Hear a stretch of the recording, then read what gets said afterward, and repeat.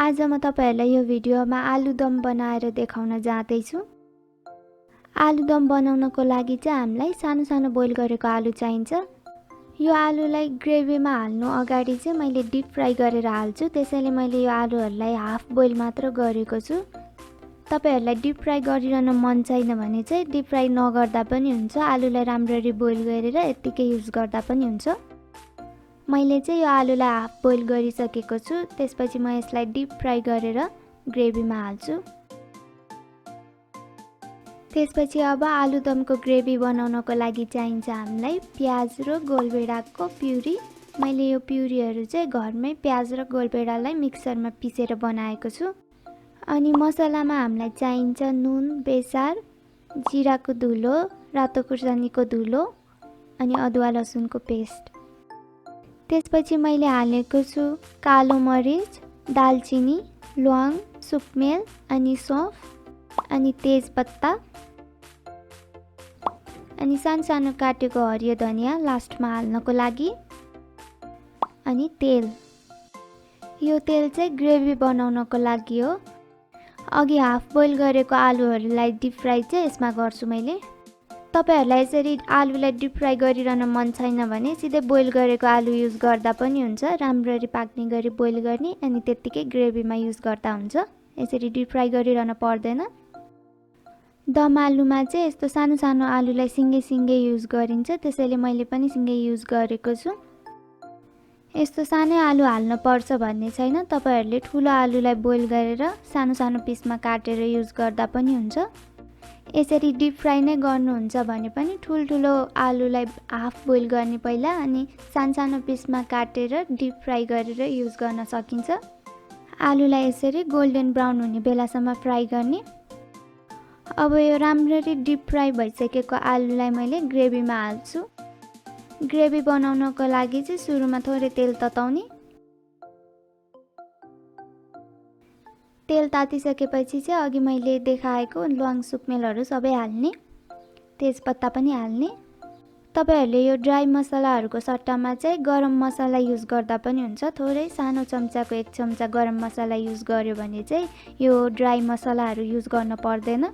यसरी ड्राई मसलालाई एकैछिन तेलमा फ्राई गरिसकेपछि अब यसमा प्याजको प्युरी हाल्ने।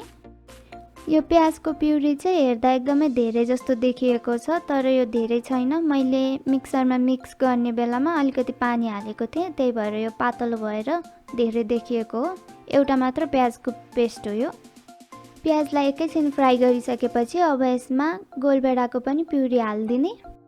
यो गोलभेडा पनि त्यही नै हो, प्याज जस्तै मैले प्युरी बनाउने बेलामा पानी अलिकति हालेको भएर चाहिँ धेरै देखिएको हो। अब यसमा थोरै नुन हाल्ने। गोलभेडामा यसरी नुन हाल्यो भने चाहिँ छिटो गल्छ, त्यसैले मैले पहिले नुन हालेको। अब यो प्याज र गोलभेडाको पेस्टलाई चाहिँ एकदम राम्ररी पकाउनु पर्छ। यसमा भएको पानीहरु सबै सुक्ने गरी अलिकति टाइम लाग्छ।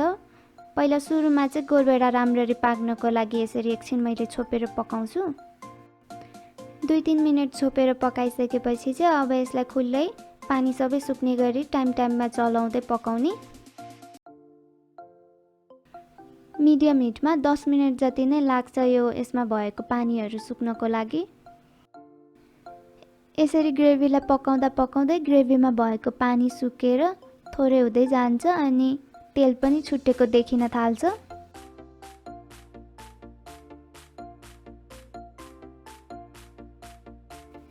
यसरी ग्रेभीमा तेल छुटिन थालेपछि चाहिँ अब यसमा अदुवा लसुनको पेस्टहरु हाल्ने, सबै मसलाहरु हाल्ने। जिराको धुलो, रातो खुर्सानीको धुलो अनि बेसार पनि हाल्ने। यो रातो खुर्सानीको धुलो चाहिँ धेरै पिरो छैन, त्यसैले मैले अलि धेरै हालेको छु। तपाईहरुलाई यस्तो रातो खुर्सानीको धुलो युज गर्न मन छैन भने हरियो खुर्सानीलाई सानो काटेर हाल्दा पनि हुन्छ।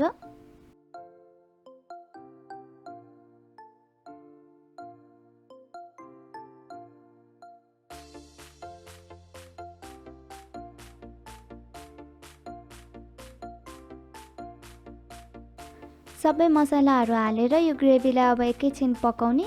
धेरै हैन, 1 मिनेट जति मात्र पकाए पुग्छ। हामीले भर्खरै हालेको मसलाहरु चाहिँ तेलमा अलिअलि फ्राई होस् भनेर। त्यसपछि अब यसमा अघि डिप फ्राई गरेको आलु हाल्ने।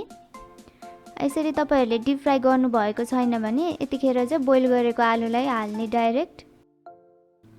अब यो आलुहरुलाई चाहिँ राम्ररी ग्रेभीसँग मिक्स गर्ने। यसरी राम्ररी मिक्स भइसकेपछि चाहिँ अब यसमा थोरै पानी हाल्ने। पानी चाहिँ अब तपाईहरुलाई ग्रेभी अलि पातलो मन पर्छ भने अलिकति धेरै हाल्ने, बाक्लै मन पर्छ भने थोरै हाल्ने।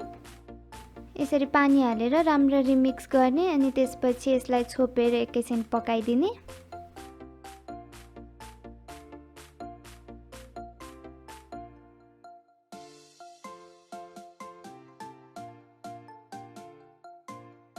एकैछिन छोपेर पकाइसकेपछि चाहिँ अब यो आलुदम रेडी भयो। अब यसमा चाहिँ तपाईहरुलाई मन पर्छ भने लास्टमा हरियो धनियालाई सानसानो काटेर हाल्ने।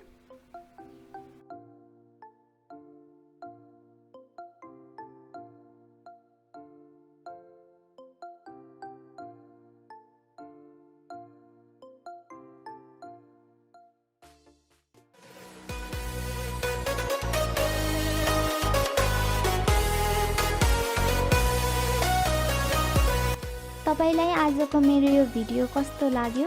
तपाईलाई मेरो यो भिडियो युजफुल लागेको छ भने मेरो यो भिडियोलाई लाइक गरिदिनु होला अनि मेरो च्यानललाई सब्स्क्राइब गरिदिनु होला। सँगैको बेल नोटिफिकेसन बटन पनि क्लिक गरिदिनु होला। अनि जसले मेरो च्यानललाई सब्स्क्राइब गरिदिसक्नु भएको छ तपाईहरुलाई धेरै धेरै धन्यवाद।